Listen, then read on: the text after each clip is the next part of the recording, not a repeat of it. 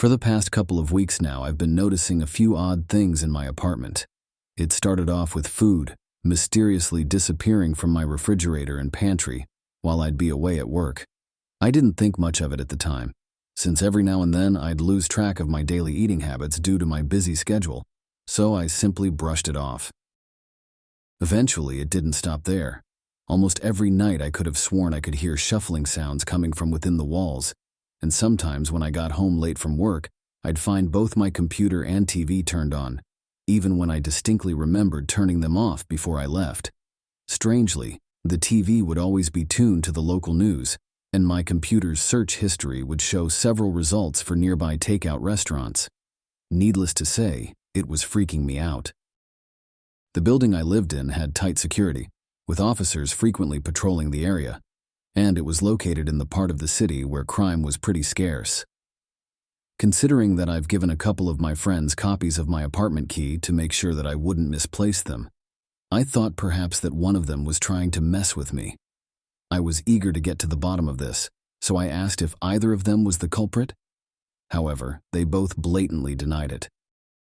This, of course, put me on edge, so I asked my landlord to check the security footage on my floor for any suspicious activity. He immediately began searching through 2 weeks of recorded footage, looking for any unfamiliar faces entering my apartment. He finished his investigation the following week and said that he's found nothing out of the ordinary. "There's nothing to worry about," he assured me. "It's probably all in your head, man." At the time, I was considering the possibility that maybe he was right. Being a domestic abuse lawyer, I've had to deal with a lot of stressful cases and work overwhelmingly long hours. Perhaps the numerous caffeine-fueled nights and constant headaches were starting to get to me. On one particular snowy day, I was coming down with a nasty cold and had to call in sick for the next few days. Despite having to reluctantly waste some of my days off on such a gloomy occasion, I was still glad to be temporarily free from my hectic obligations. It was around 7:30 and I was getting really tired. I had finally made it near my apartment on the 6th floor. I just got back from picking up some remedies at Walmart and was anticipating a nice long night of peace and relaxation. Just as I stood in front, the door, I immediately heard a faint shuffling in the distances. My eyes scanned the hallway for any signs of life. Nothing. Suddenly, I could hear footsteps quickly creaking on a wooden surface. After listening in closely, I made a chilling realization of where these footsteps were coming from. Inside my apartment.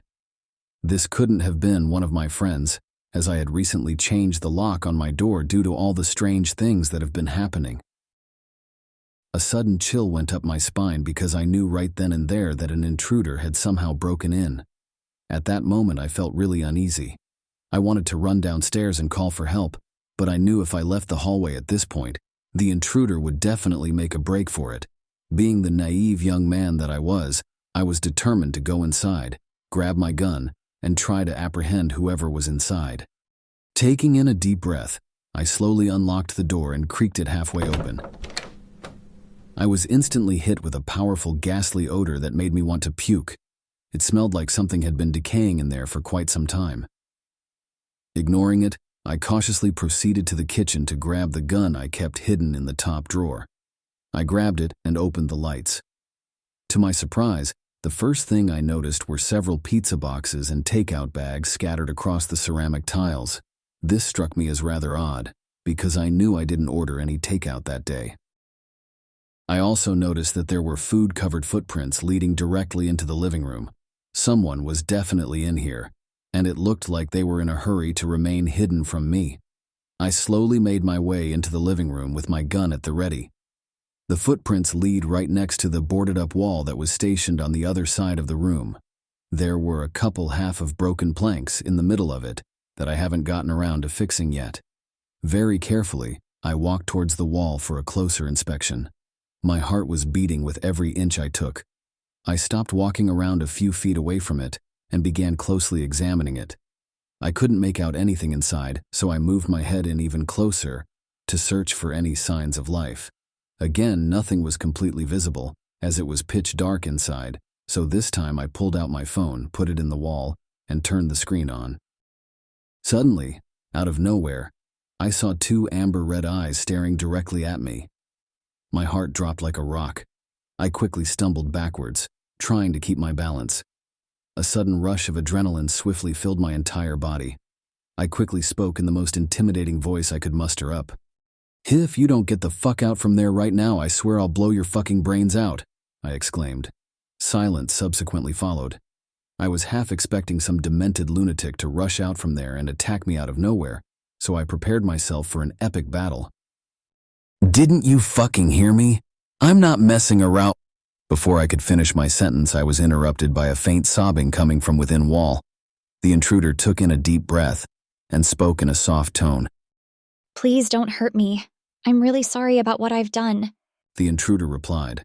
The voice sounded like it belonged to a frightened little girl around the age of 13. This really wasn't the dramatic response I was expecting. I lowered my gun as the tension in the room quickly shifted to that of confusion.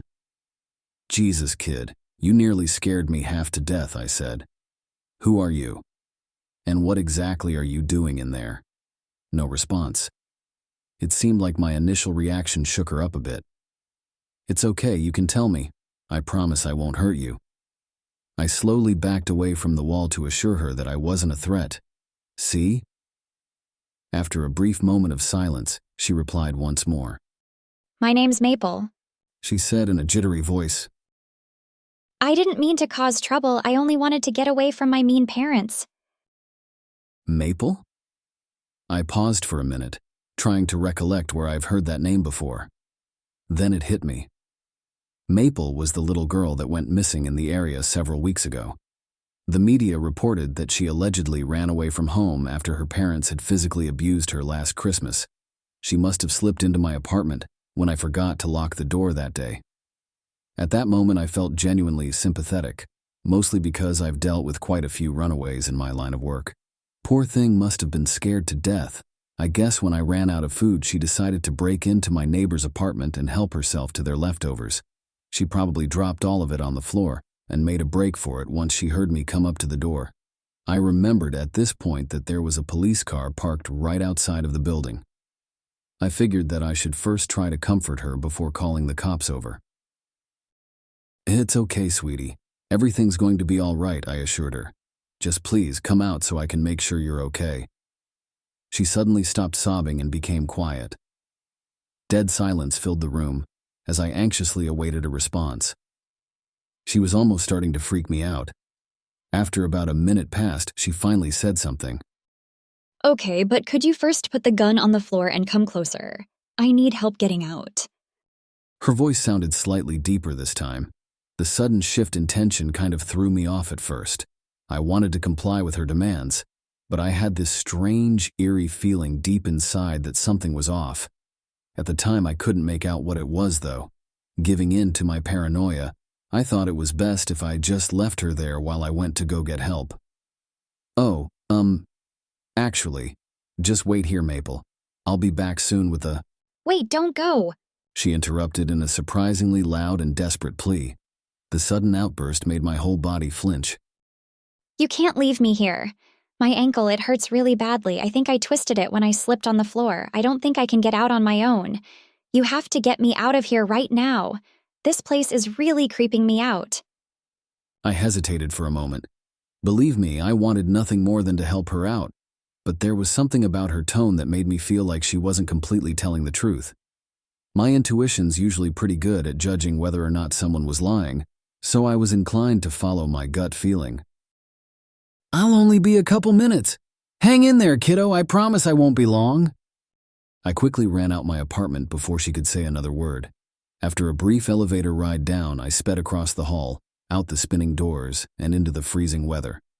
To my relief, I found a slightly chubby officer talking to his slim partner right across the street from me. I ran towards them, eager to tell them everything that went down. Before I could make it halfway there, however, I froze. My heart sank as I remembered something that will forever send a chill down my spine. I couldn't believe I didn't realize this until now. That couldn't have been the same missing girl, because last night she was found murdered a couple blocks away.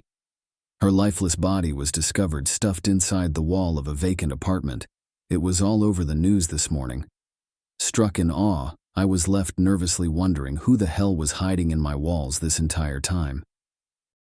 I wasted no time as I rushed to the police and frantically told them everything like a nervous wreck. At first they thought it all sounded a bit sketchy, but after I persisted for a few minutes, they were finally persuaded to follow me and take a look. Without catching my breath, I ran back to my apartment with the officers following closely behind. When we made it to my living room, I showed them where the intruder was hiding. The chubby officer told me to step back, as they both drew out their guns and pointed them at the wall. This is the police! I want you to get out from there right this instant and put your hands on the ground! The officer's demands were met with silence. You have 5 seconds to comply, or else I'm dragging you out. Still nothing. The slim officer nodded, cueing his partner to go in. His partner pulled out a flashlight and slowly walked towards the wall with his gun still drawn out. I anxiously watched as he made his way to the wall and put his head inside. He began thoroughly searching both sides. Did you find anything? The slim officer asked. Nope, it's all clear. He replied. But I can tell someone's been hiding in. Before he could finish his sentence, he paused. He puts his head in deeper for a closer inspection. Hold up, I think I see something. Judging by the surprise in his voice, I had a feeling that he was about to discover something really disturbing. I could feel it in my bones. What is it? His partner called out. The chubby officer took his head out of the wall and looked at his partner with a shocked expression. I think I can see a couple of bodies inside. Those words made my entire world turn upside down. I almost couldn't believe what I was hearing. Are you sure about that? The slim officer asked. Yeah, I'm sure of it. My God, I've never seen anything like this in my entire life. These bodies, they look so mutilated. Just what the hell happened in here? The unsettling thought that I had just stood feet away from human corpses made my stomach turn. The powerful stench of decaying flesh made me want to puke my guts out. I knew right then and there that whoever had been hiding in my walls this whole time was definitely not a little girl. Help me break down this wall. One of them could still be alive. The slim officer put his gun back in his holster and walked towards the wall. I watched from about 15 feet away as they both started breaking down the old planks one by one. They quickly teared off 3 rows of them with ease, while blood started pouring out in excessive amounts. Suddenly, out of nowhere, several lifeless, dismembered bodies fell right off the wall and onto the floor. My eyes grew wide with shock. Most of their flesh looked like it was violently bitten off, and their mutilated faces were completely unrecognizable. The disturbing thought of the immense pain these victims must have suffered through was simply too much to take in. Upon taking a closer look at the type of clothes they had on, I made a chilling realization of who they were. They were all food deliverers from several nearby restaurants. I could barely make out the restaurant logos on their violently shredded and blood-soaked shirts.